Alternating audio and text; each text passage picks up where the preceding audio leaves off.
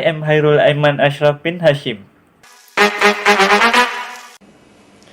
I am Muhammad Faiz bin Ashabul Yamin. Hi, I am Azamuddin bin Azman. I am Ziad Haziq Halil. I'm Aini Shoaimah binti Selamat.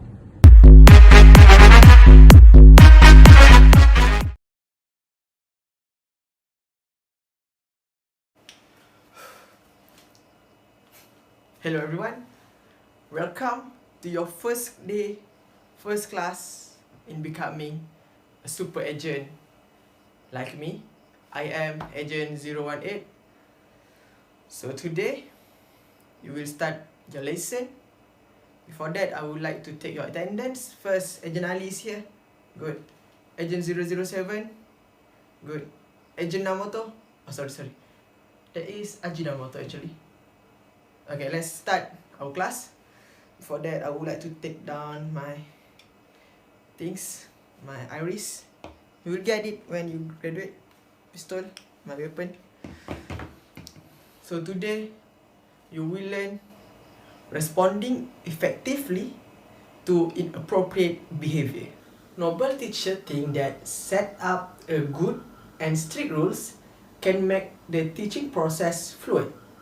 But the fact is, having clear, reasonable rules and routines does not mean everyone will follow it.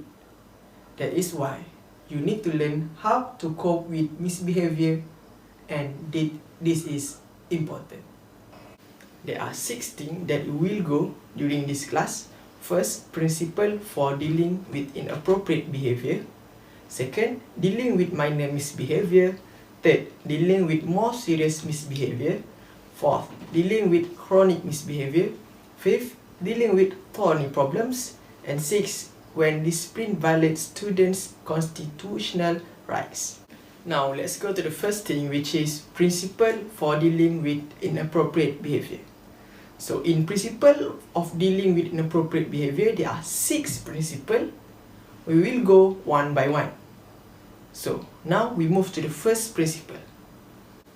Let's go for the first principle, which is choose disciplinary strategies that are consistent with a goal of creating safe and caring classroom environment.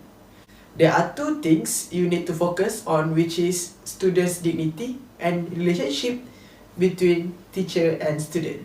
Carry out punishment fairly must go hand in hand with protecting students' dignity. There are a few steps you can do. First, consult privately with students to know their problems. Try to overcome the problems together with the student. Second, call out the problem, not the student attitude. For example, you cannot come to the student and shout, "You are lazy." Despite of doing that, it is better for you to mention about the problem. It will make students clear and understand what is their problem. For example, come to the student and said, "You did not submit yesterday's task. Is there anything that you did not understand about the lesson?" And third, don't bring up passing or problem and just focusing on the current problem. You cannot go like this.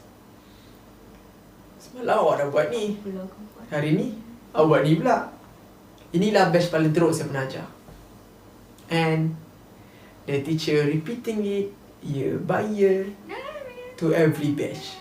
Okay, that is just a joke. Next, we move to the relationship between teacher and student. We must protect a good relationship between students and teacher. Even the student do a problem and we need to take action on them. But how?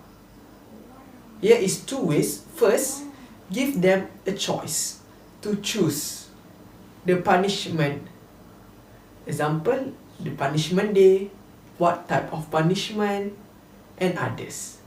These little things show that we as a teacher respect the student's right as a human to have a choice.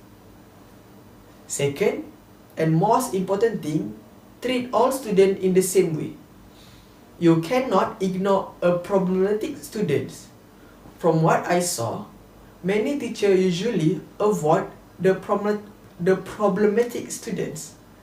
For example, even you already count your students come late to the class, you still have to go to him or her to ask if they need help with the lesson, if they have things that they did not understand. This can avoid from students feel outcast from the class. Now, we move to the second principle. Second principle is keep instructional program going with minimal disruption. In one hand, you did not want inappropriate behavior interrupt the teaching process. But in another hand, you need to aware with the rules that you already made to your students. Because sometimes you set the rules which students need to discuss among them or need to do some grouping activity because you try to implement PAK 21 or pembelajaran abad ke-21, which student-centered learning. But in return, students chit-chatting between them, playing around, but there is some students focusing on the task. Remember that intervention in the middle of class activity is very risky because it can wreak misbehavior or it can lead students to lose focus towards the lesson. Try to imagine all the possible problems that can happen while you're doing activity in the class and try to avoid it. That is why lesson plan is very important so that you can see all possible things to happen in the class. If you decide intervention for disciplinary is necessary, try to make it unobstructive as possible. The third principle is consider the context in deciding whether a particular action constitutes misbehavior. When we remember back in the school, there are some teachers who allowed us to eat in class and some are not. What made it different? Usually, misbehavior standards depends on teacher tolerance or school board already stated. Now, we as teacher, how we determine that student action constitute misbehavior? Context. Yes. Context of learnings depends the misbehavior. For example, you teach science in the lab, so eating and drinking is prohibited. Difference when you teach kemahiran hidup, where in one of the topic, student not just eat, but student need to cook. So, context is very important. There are a few questions you can ask yourself to help you determine whether the action is misbehavior or not. The question is this behavior disrupting or benefiting the ongoing instructional activity? Is it harmful to others? Does it violate established rules? Ask yourself. As a teacher, to point out the misbehavior by student, there is two things you need to taking care, which is accuracy of the time and target. Accurate in time, so teacher cannot wait too long to correct a misbehavior because this can cause misunderstanding from the student. Can you imagine that you scold your student for disturbing his friends 1 hour ago, and at the moment you scold him, he is already doing his work? The student will confusing. And what teacher?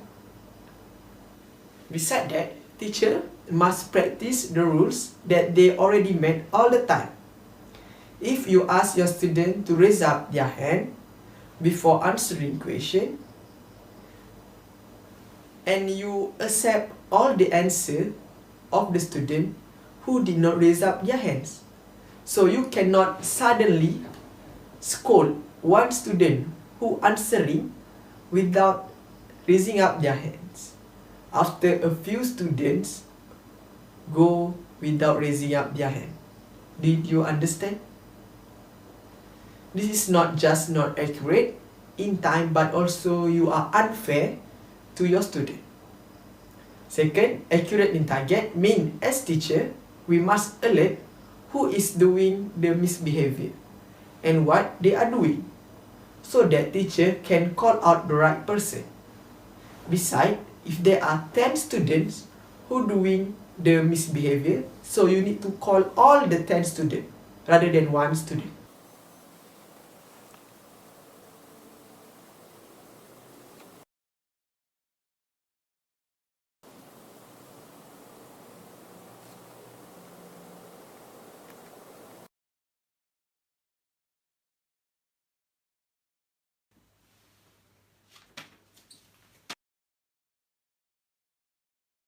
Fatima, jangan main-main eh.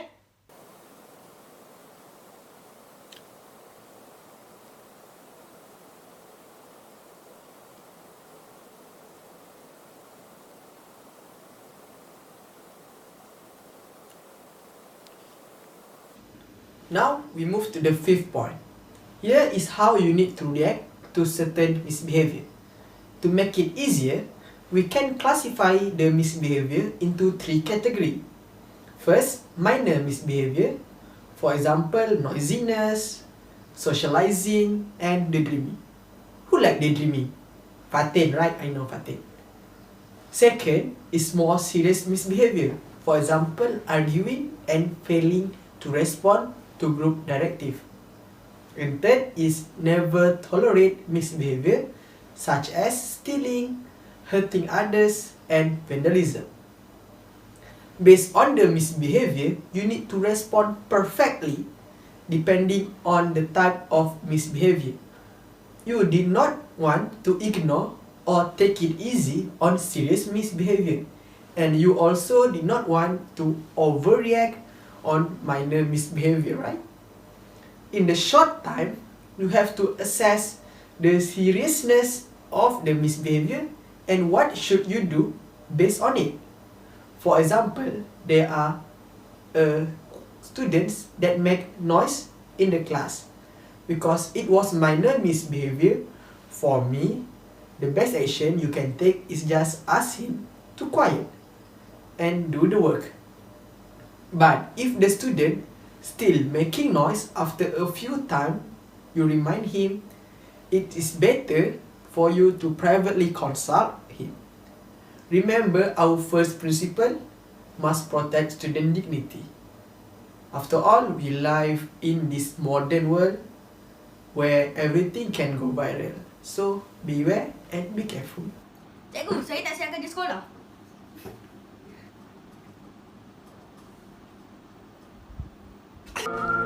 What type of misbehavior is this? What I need to do? Do I need to slap him? Or I need to kick him out from this class? Help me God, help me God. Lastly, culturally responsive. Because different in student norms, value, and style of communication can have a direct effect on students' behavior. So the first thing you need to prepare is understand the culture of your student, especially when you go to international school.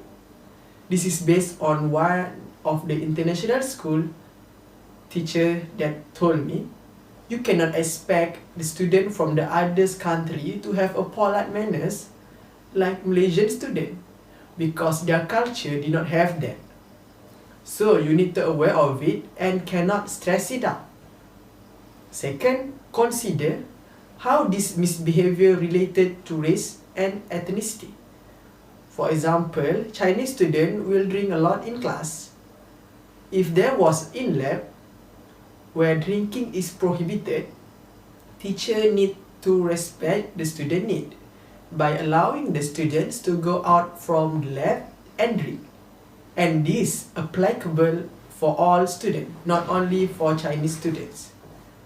Third, as you all know, race and ethnicity influence the students' action. Because of that, you need to portray a good value as to avoid bias, in a classroom. Back to the first principle, we need to be fair to all students. I got mission. I need to go for now. I think if I can complete a mission fast, we will meet at the end of the class. I will pass to the next agent. Go first. Based on a textbook, according to Conning in 1970, teachers as an effective managers knew what was going on all over the room. It's like they have their eyes in the back of their head. I have always wondered, ever since in high school, how teachers handling disruptive behavior in a classroom. Without further ado, let's take a look on the minor misbehavior in the classroom. 1 is 2. That is fact number 1 of today. Who can tell me what 2 plus 2 is? Who's got it? 4. Excellent, Donna. It is. 2 plus 2 is indeed 4. Okay, who wants to try 3 plus 3? 3 plus 3? Really? I beg your pardon? What kind of school is this anyway? It's the kind of school where students don't speak without permission. All right, but everyone knows it's 6. Nobody in this classroom speaks unless they are called upon. Okay, is everybody clear on that? Yes, ma'am. Good. Barry, can you stand up, please? Stand on up. Stand up, babe. These questions are for you because you're so advanced. What is 9 plus 8? 17. Yeah, yes, it is. That's good. What is 15 plus 17? 32. Yeah, that is right. All right, then. Well, what is 57 plus 135? 192. Yeah.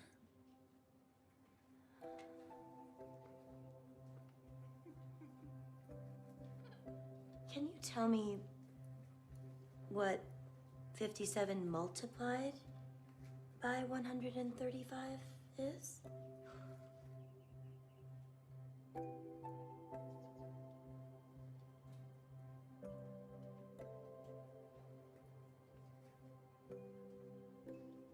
Okay. Who can tell me what? 4. 7,695.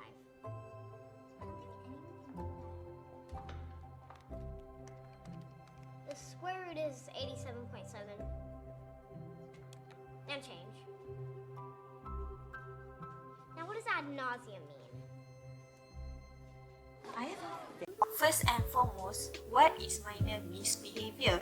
Minor misbehavior is a disorderly conduct that is unacceptable in the classroom but does not consider as a crime. The examples of minor misbehavior are inattention, which the students could be daydreaming or essentially does not pay attention during the lesson. Next is apathy. Apathy is a general disinclination to participate, sulking or not caring, or not wanting to try or do well in the class. Needless talk is when students, usually where they sit in a group, chatting during the class. Next is getting up and moving about in the classroom without permission. This scenario usually happens in middle school or sekolah kebangsaan. Next is annoying others, provoking, teasing, and calling names are also considered as minor misbehavior. Being late to school and defiance of authority, which means talk back to the teacher, is also a minor misbehavior. There are 4 ways in dealing with minor misbehavior. Firstly, use a non-verbal intervention. Secondly, use a non-direct verbal intervention. Thirdly, use a direct verbal intervention. And lastly, choose deliberate intervention. The first way is using a non-verbal intervention. The teacher can use his or her facial expression, or mostly called as the teacher look. The teacher look, I think, is like how you make your face look fierce. Other than that, non-verbal intervention also includes making eye contact, using hand signals, and moving closer to the misbehaving students. These are the non-verbal ways to communicate with the students. Non-verbal interventions all convey the message, I see what you are doing and I don't like it. Because they are less directive than verbal commands, they encourage students to assume responsibility for getting back on task. Non-verbal strategies are most appropriate for behaviors that are minor but frequently happen. Non-verbal intervention allow teachers to protect and continue their lesson with minimum disruption. The second way is use a non-direct verbal intervention. Sometimes it is hard to catch students' eye and using the non-verbal cues. In such cases, teachers may use a non-directive verbal intervention. This allows teachers to prompt the appropriate behavior but leave the responsibility for figuring out what to do with the misbehaving students. Calling out the student's name might be enough to get students back on task. For example, you caught a student that's not paying attention to your lesson. Incorporate his or her name in the exercise of your lesson could make them pay attention back to you. Calling on students allows teachers to communicate and let them know that you know what is going on and to capture the students' attention without even mentioning the misbehavior.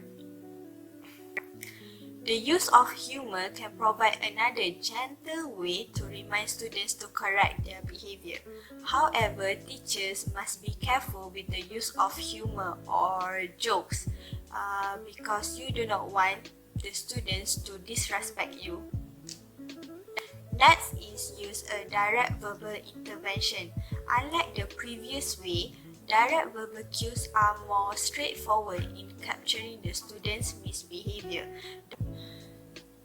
Direct verbal cues are also known as iMessage. iMessage here is not the apps on your iPhone, but it is a style of communication that focuses on the feelings or beliefs of the speaker, which in this context is the teacher. iMessage contains 3 parts. First part is the teacher who describes the unacceptable behavior in a non-blaming, non-judgmental way. For example, when people talk while I'm giving directions, that is the first part. For the second part, it describes the tangible effect on the teacher. For example, I have to repeat the directions and that wastes time. The third part states the teacher's feelings about the tangible effect, and I get frustrated.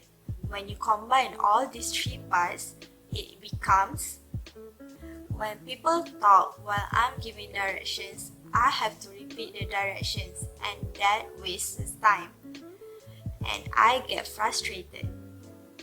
Although iMessage ideally contain all 3 parts in the recommended sequence, iMessage in any order or even with one part missing can still be effective. iMessage minimize negative evaluations of the student. For these reasons, they foster and preserve a positive relationship between people. Since iMessage is a direct verbal cues for the misbehaving student, it leaves the decisions about changing behavior up to them. It promotes a sense of responsibility and autonomy. iMessage do not make students defensive and stubborn, thus they might be more willing to change their own behavior. Last but not least is choose a deliberate intervention. This kind of intervention is best used when the misbehavior is extremely brief and quiet. For example, a student becomes inattentive or distracted for a moment, or two students quietly exchanging comments while teacher is teaching. In these cases, an intervention can be more disruptive than the student's behavior itself. However, one risk of overlooking misbehavior is that students might conclude that teachers are unaware of what is going on. Suspecting that you are not with it, they might decide to see how much they can get away with it. Then the problems are sure to escalate. Teachers need to monitor the class carefully to make sure this does not happen at all in the classroom, although it is just a minor misbehavior. Hi, I am Agent 101 and I will explain about dealing with more serious behavior. Sometimes, nonverbal cues and verbal reminders are not enough to convince students that we are serious about the behavior expectation that we have established. And sometimes, misbehavior is just too serious for us to use this type low-level response. In such cases, it might be necessary to use more substantial interventions to enforce your expectation for appropriate behavior. There are 4 types of approaches that we can do in dealing with more serious behavior. The first one is selecting penalties, second is imposing penalties and preserving relationship, third is being consistent, and the last one is penalizing the group for individual misbehavior. And I will explain it one by one. The first thing in selecting penalties is by doing mandatory private conferences. Private conference can be done when students does not respond to non-verbal cues or verbal reminders. During these conferences, teacher will express their disappointment in the student behavior. Student does not think it is a penalty because the student really like the teacher. They will feel bad when they make their teacher feel sad. Sometimes by doing this private conference will lead them to negotiate with teacher to fix their misbehavior. Second is loss of privilege. Loss of privilege is when teacher taking away something from student as a negative consequence when student misbehave. For example, student lose the right to sit wherever they like, will not having free time, or they will cannot freely moving around the classroom. Thirdly, isolation from the group. Many schools worldwide implement isolation from group as one of their penalties.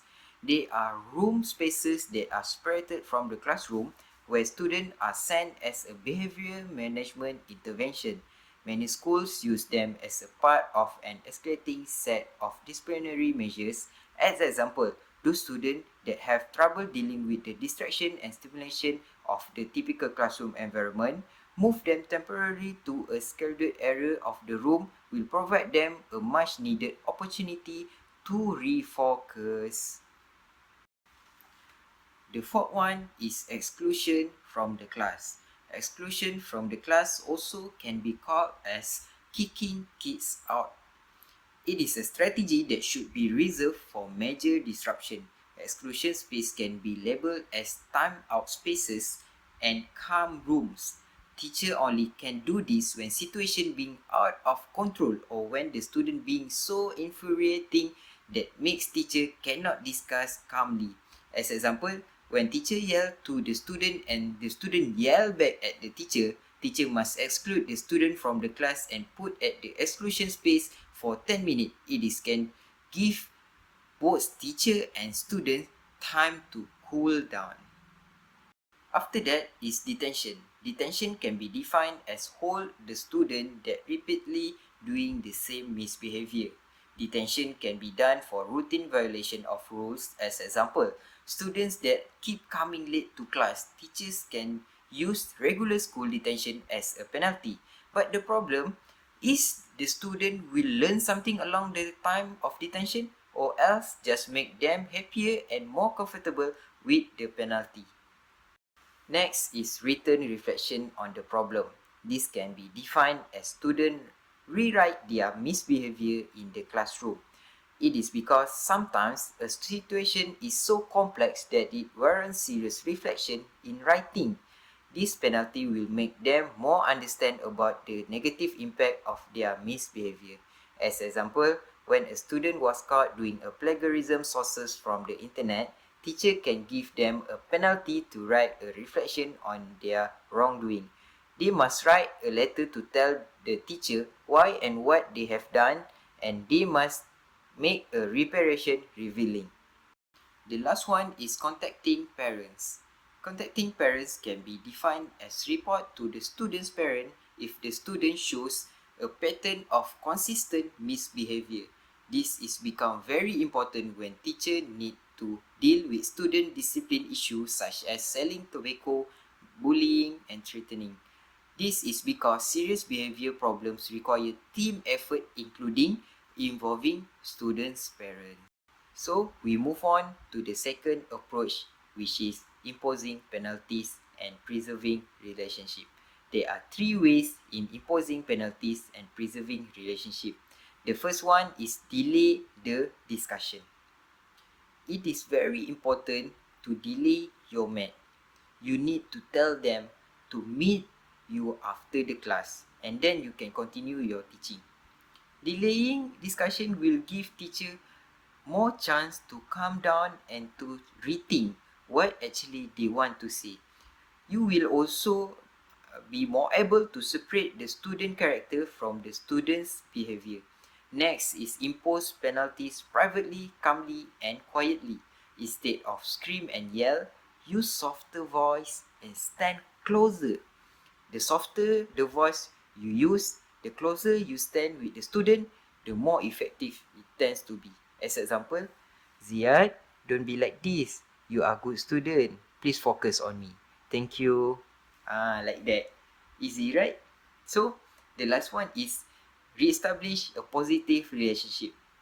This can be done, do it for 2 minutes each day for 10 days in a row. Teacher can have a personal conversation with the misbehavior students. After give detention or kind of punishment, teacher can compliment the student's work or patting back communicates that there are no hard feelings so that both teacher and students can gain a positive relationship. Next approach is being consistent. A study shows that when teachers ignore the misbehavior by sometimes they invoke a pre-stated consequences such as detention. Sometimes they warn students of penalty, but teacher does not act on what they have warned. In other words, teachers are not being consistent. So, inappropriate behavior will increase in frequency and severity. Here's some example about list of generic consequences that can be applied to all misbehavior. The first one is verbal warning. As example, giving warning and advice to the student. If not work, write the student name in order to mark who repeat their misbehavior. The third one is conference with teacher. As example, this can deal with the student before further action will be taken. The last one we can call the parents. Last part is the student if the student keep repeating the misbehavior, the teacher will call their parents. So all the hierarchy must be followed consistently in order to ensure the students take our words and warning seriously so they will not repeat the same misbehavior. The last approach is penalizing the group for individual misbehavior. Sometimes teacher impose a consequence on the whole class even if only one or two individuals have been misbehaving. The hope is other students will be angry at receiving a penalty when they are not misbehaving and will exert pressure on their peers to behave. So this will automatically turn student misbehavior to positive behavior because of peers effect. Some students with persistently inappropriate behavior fail to respond to the routine strategy that described just now. In this section, we consider two basic approaches, which is using a problem-solving approach and also using behavioral learning approach. Problem-solving strategy which view inappropriate behavior as a conflict to resolve through discussion and negotiation. And for strategy based on principle of behavioral learning, it examines self-management approach and then turn to the positive behavior support (PBS).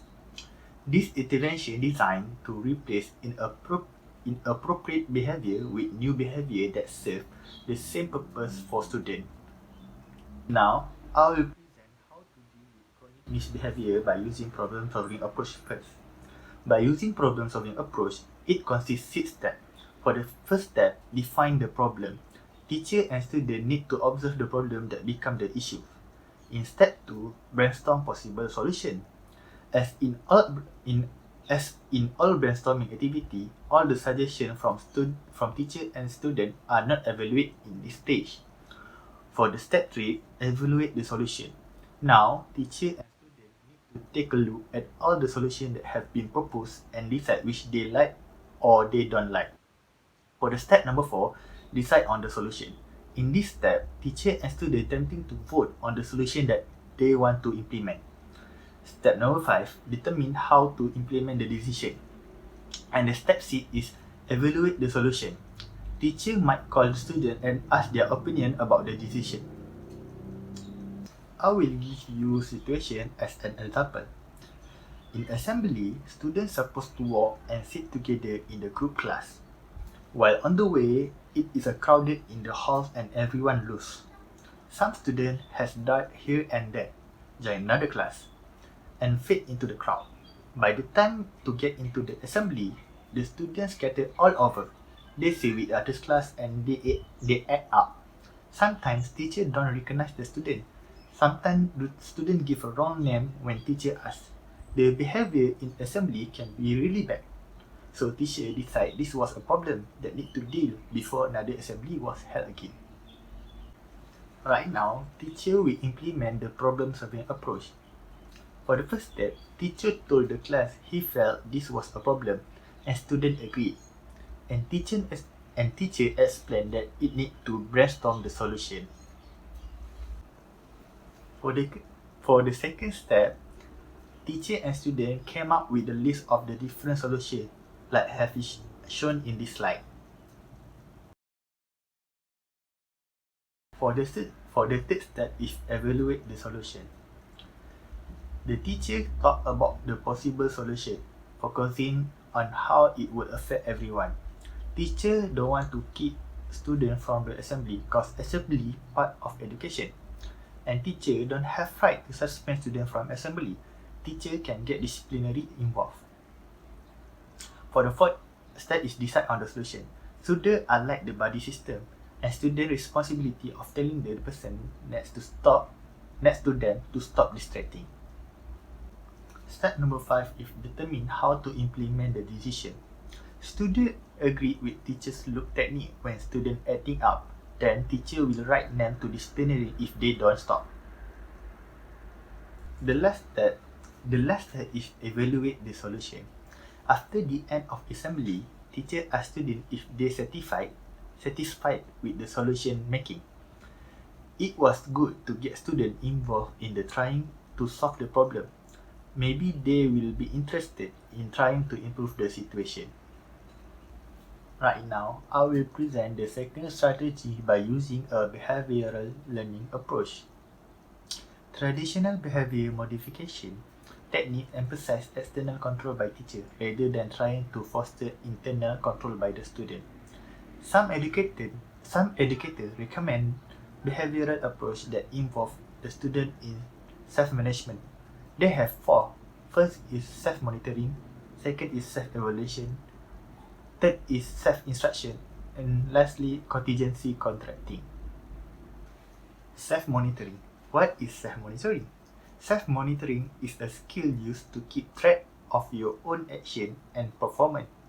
Self-monitoring for behavior issue is a good choice when a student is exhibit a lack of attention, is distracting other students, is often off task, or exhibit any behavior that is taking away from student ability to learn in the classroom. Self-monitoring strategies are individualized plans used to increase independent functioning in academic, behavioral, self-help, and social areas. Rather than focusing on reducing a student in undesired behavior, self-monitoring strategy develop skills that lead to increased appropriate behavior. When self-monitoring skill increase, corresponding reduction in undesired behavior often occur, even without direct intervention. 5 steps involved in planning a self-monitoring intervention. First is identify the target behavior. Second is select or design a self-monitoring system and choose reinforce and how the student will earn them. Fourth is teach the student to use the system. Lastly is fit the role of the adult in the intervention. Self-evaluation. Self-evaluation, also called self-performance survey, is an assessment of one's strength and weakness. They can do this by filling out self-evaluation form, journalizing, taking tests, writing revision of work, asking questions, and through discussion. When students evaluate themselves, they are assessing what they know, do not know, and what they would like to know. They begin to recognize their own strengths and weaknesses. They become more familiar with their own beliefs and possibly their misconception. After they self-evaluate, they will be able to set goals that they feel they can attain with the new knowledge they have about themselves. Self-instruction. For self-instruction, also refer to self-taught or self-statement, in which students learn to taught themselves through a task or activity. Self-instruction intervention involves the use of self-induced statement to direct or control behavior. Students learn to give themselves silent direction about how to behave. Self-instruction strategies are based on 5-step process of cognitive behavior modification. First is an adult perform a task while talking aloud and carefully describing each part about it. It's just for showing example. For the second step is the student perform tasks while the adult talk aloud as external guidance. The student performs tasks while talking aloud to self-guided. The student perform tasks while whispering. And fifth is the student perform tasks while thinking the direction as self-instruction. Contingency contracting. Contingency contracting is a type of intervention that is used to increase desirable behavior or decrease undesirable ones. A contingency or behavior contract is an agreement between a teacher and an individual student that specifies what the student must do to earn particular reward. This is an example of contingency contracting. As you can see, the mathematics teacher which is Sir Umay made a deal with his student Shamini. The decision has been agreed from both sides like shown in this slide. Not eating and pay attention during class, complete all homework, be on time in class, and lastly, bring the book. Shamimi need to follow the condition in order to pass the mathematics class. Now, I will present about positive behavioral intervention and support PBIS and functional behavioral assessment FBE. For positive behavioral intervention and support PBIS multi-tier framework to make school more effective place. It established a social culture and the behavior support needed to improve social, emotional, behavioral, and academic outcome for all students. Functional behavioral assessment (FBA) can be defined as the analysis of the function of behavior.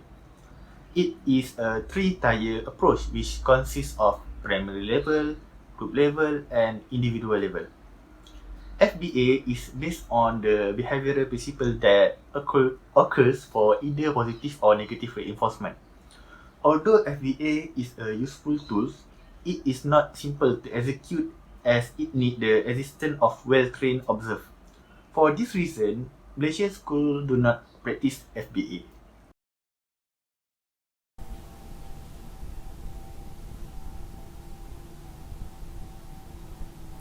Yes, sir. Yes, I understand that.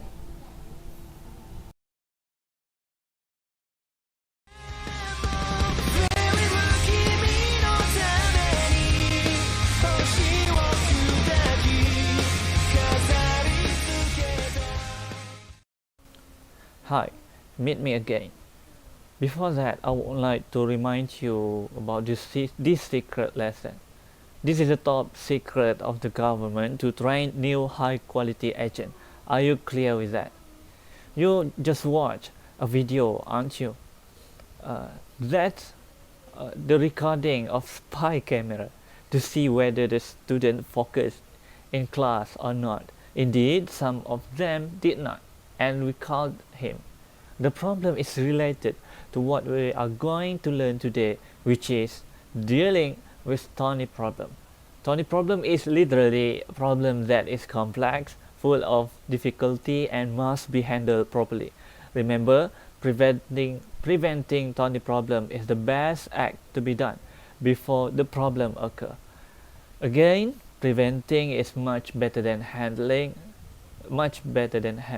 We are going to look at 4 types of Tony problem that you might face later. First, defiance. Defiance meaning the student disobedience, resistant. Simply say, student did not want to follow the teacher's rule, direction and instruction. Even worse, they reject verbally or with act. The effect? Bad situation happening in the class, and some student may have bad perception toward the teacher if the situation doesn't be handled properly. So what to do? First, get in control. Do not let your emotion drag you to the stress situation. Hold your breath and do not act anything else. Stay cool. Second, attract other students to do something else interesting, which to prevent other students to be distracted by the situation. At least give them exercise to be done.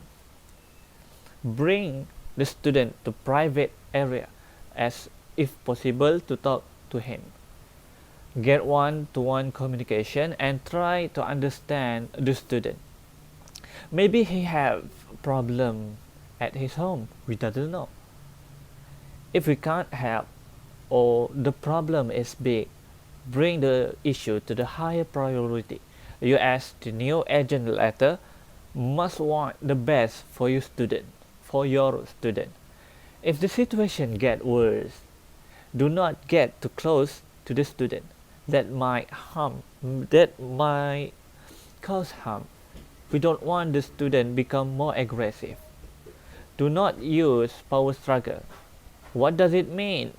Don't ever say, I am the one who have authority in the class. You must follow my order. The intonation is not right. I will repeat it. I am the boss. I am the one who have authority in the class. You must follow my order. Or even bad, I am the boss here. Do not do that. You can see it, isn't it? Enough with defiance. Failure to do homework. Students do not complete their tasks, such as assignment or homework that you are given. Heartbreaking, isn't it? Listen, few things I can share with you. First, make sure you are the teacher that review, check, and evaluate the assignment. Some teachers did not do that, which means they just give the student work to be done, and voila, that's all.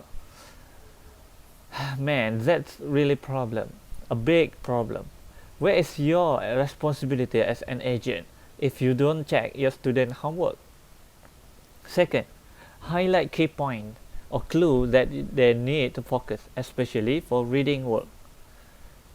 Try this and you will see the improvement later. Third, accept no excuses. No, don't give the student chances unless they deserve the chance for something relevant. No, not for the water spill on the paper, not that.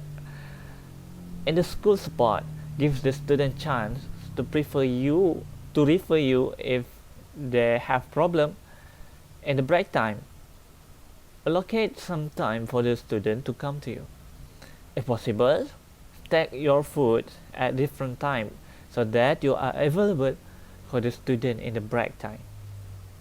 We are done for homework problem. Next is cheating. What kind of cheat? Well, we have what we're going to discuss in this lesson is about the honesty of the student, especially in the examination. What a big problem, isn't it? Well, most of the solution is to treat the student the consequences of cheating. Class, you may try to suspecting the cheating. Show how serious you are on the answer. Also, remind that plagiarism will be checked. Explain consequences. 0 mark for examination. Scary, isn't it? Well, tell the student that if they got caught, 0 marks is for sure. Later, you can see that they will be more scared to cheat. Next, express concern. Seek why the student cheat. Are they not prepared well? If so, please do something about it. Maybe more practice or some mind map so that they got more understanding and even pretty easier to memorize the lesson. Go do it. Okay, now the inappropriate of use of electronic device. Nowadays, phone especially is the most affordable and very easy to bring it everywhere. School? The answer is absolutely not. Indeed, these big challenges must have something to be done or else it's getting worse. Yes, we don't really have the power to take away the phone from students unless the higher priority. The best is to remind the student not to bring their phone at the school. By time, the cell phone become a need for the student, isn't it? As if one day the phone allowed to be bring in the school, then you must control the student. One way that I would suggest you is to ask the student to put their phone in the front of class in your vision. You can see the phone. Then remind them to let it in the silent mode. Okay, that's for me. Let's go for the further lesson. The law of student discipline in Malaysia. Judicial review of decisions on students' discipline is very limited in Malaysia. This arises because of the general presumption that in the enforcement of school discipline, educators are able to act in the best interest of the students to maintain a safe learning environment. Schools are empowered by laws and policies that restrict the rights of students based on the argument that it is necessary to prevent the breakdown of discipline and order in school. This section is divided by 4 parts. Firstly, I will explain about the school disciplinary concerns in Malaysia. Second is disciplinary measures and legal aspect. Next is legal right of Malaysian schools to establish their rules and regulations, and lastly, law on students' suspension and expulsions in Malaysia. As in many other countries, the number of students in disciplinary misconduct in Malaysia appears to be increasing. It has become a major cause of concern among school principals, teachers, parents, and society at large. The most common violations of student misconduct in Malaysia are truancy, possession of prohibited materials, weapons, bullying, and harassment of teachers and students.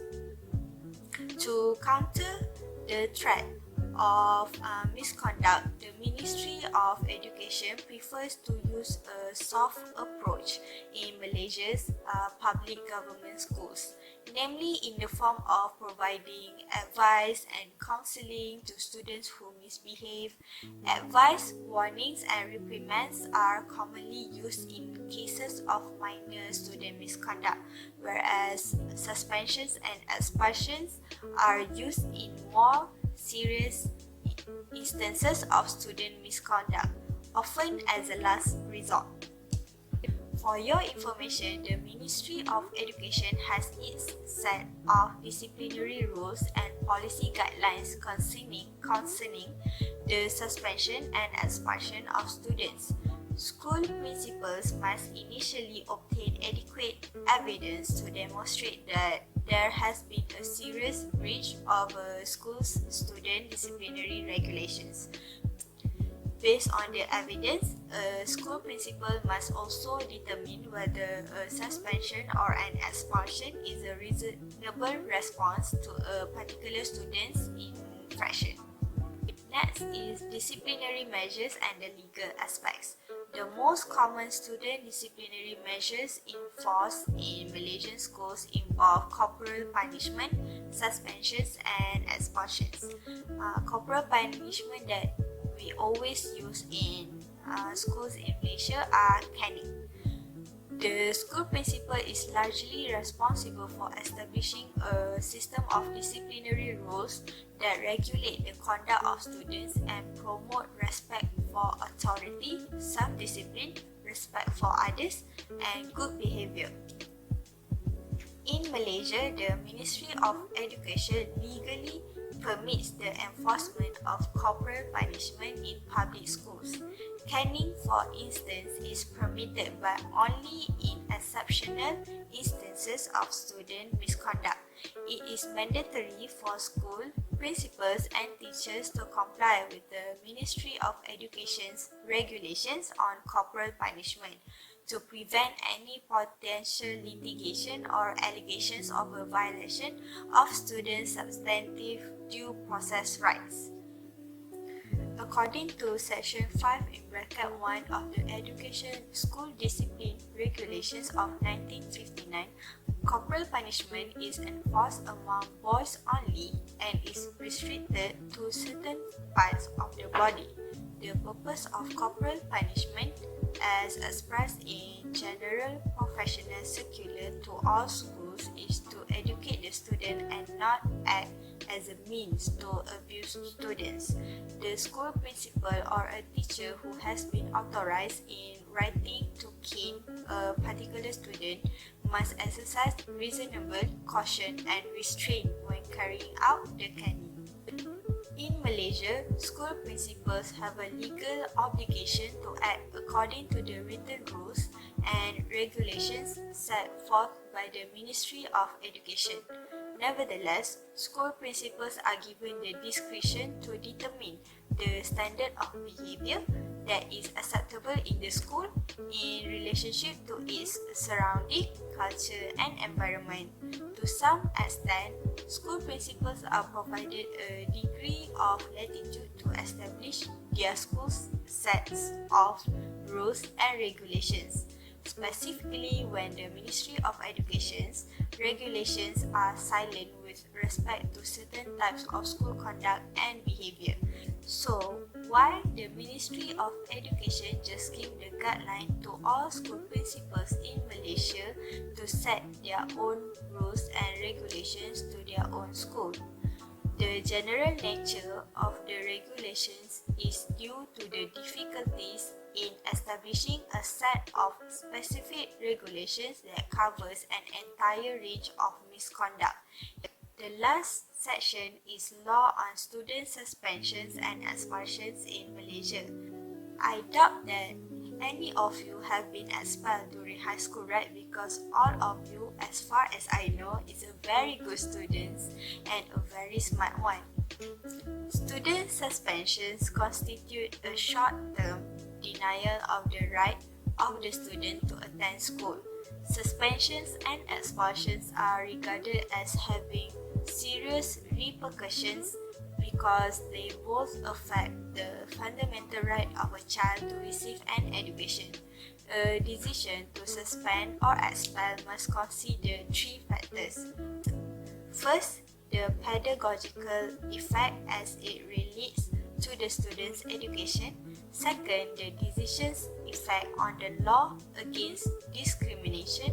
And third, the students' and parents' right to natural justice, including the notice and reasons for the decision, the provision of an opportunity to be heard, and the observance of the legislative and common law rules to comply with the law. According to Regulation 4, the head teacher is responsible to the Board of Governors for the overall discipline of the school, and he or she exercises almost absolute authority over the students. A school principal can suspend or expel a student from a government public school for disobedience or misconduct prejudicial to the discipline or order of the school for a maximum of 2 weeks. Regulation 8 requires that before issuing an order, the head teacher must first be satisfied that the student's suspension or expulsion is necessary or desirable for the purpose of maintaining school discipline or order. In Malaysian schools, it is mandatory that a principal follow procedural due process before deciding to suspend a student. The parents of the student must be informed in writing that their son or daughter has committed a disciplinary offence. Specifically, the parents and student are provided with a written notice of the disciplinary charge as well as an opportunity to gather and produce evidence to refute the charge. The chance to gather and produce evidence to refute the charge is when the student denies the allegation of misconduct. When an official decision is made to suspend the student, the school principal is required to inform the parents as well as the education department in writing. Lastly, Regulation 10. Regulation 10 allows a student or his or her parents or guardian to appeal the decision of the head teacher made under Regulation 8. In cases of expulsion, the name of the student is officially removed from the school register when the expulsion is confirmed following an unsuccessful appeal. Expulsion is used as a last resort in serious instances of student misconduct, such as possession of drugs or a physically violent act against a teacher or student, including assault.